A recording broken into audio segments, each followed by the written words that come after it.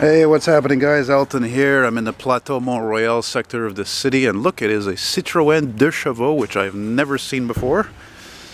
Never seen one like those colors anyway, and it's funny because I was just filming a walk on Montreal Street, which is right up there, and this is the part of town where it has the highest number of French people from France or Belgium or whatnot, so it's not surprising to see you know, a classic car of this type. Now, when I say classic, I say that with a little bit of chagrin because of the fact that this design came out in, when did this design come out? Let's see, the DF came out in 58, 50, 59? 58, I think. This one came out earlier.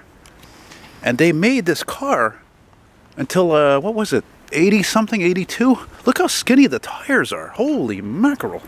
It must not have the greatest ride, eh? It's a beautiful little car, though. It's cute, it's charming. You know, it's the epitome of French design, of French economy.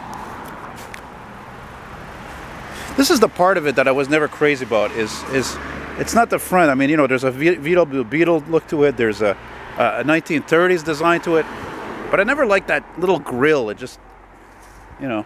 But of course, it also makes me think of the famous Chrysler Airflow of the 30s, which was a flop, because it had an aerodynamic style just like that. And then ironically, the Volkswagen Beetle came out 3 years later in 37, and was actually one of the world's best-selling cars ever, along with the Toyota Corolla. I love that navy blue. That's a beautiful little automobile.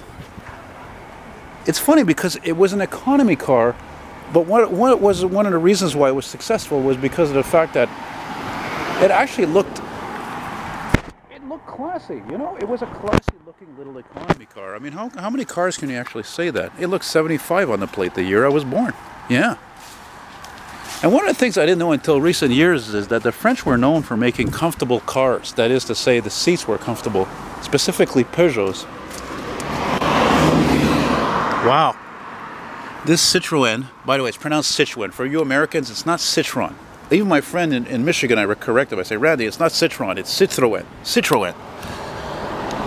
Beautiful. Look at that big steering wheel. Wow. One of the things that was strange about these cars, though, well, there's a few things. For one thing, you had a canopy opening top. That was rare. I mean, you see that one on the VW Beetle. And they had the window here, which would fold down.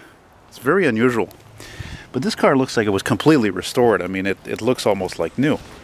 And it's fantastic. It's you know, it's funny. They called it 2 chevaux, but it was a 4-cylinder, or was it a 2-cylinder? It was a 3-cylinder. Anyway, I'm not an expert on French cars. Whatever. It's still neat to see. It's a great sighting. I don't know what this dolly thing here is. Is that a dealer sticker? Maybe it wasn't restored, actually, come to think of it. It doesn't look perfect. I'm going to take advantage of our wonderful Montreal staircases to actually get an aerial view of this car, which is still common in Europe and France, but not here. And those folks would know because I heard them talking French. Look at that. Isn't that something? Oh yeah, as I was walking up to it, I couldn't help think to myself of one of my favorite movies and one of the greatest movies of all time, especially to car guys, which is American Graffiti. And of all the cars that it shows in that movie, Richard Dreyfuss, which is totally not a car guy because he drives a Citroen 2 chevaux. Isn't that something? Well, that's terrific. I was hoping to see something remotely interesting today as I'm going to the second-hand store to go look for some old vintage magazines, or preferably old anyway. And there you go, a nice little sighting, literally. Une belle petite voiture. Anyway, bonjour, bonne journée, bye-bye.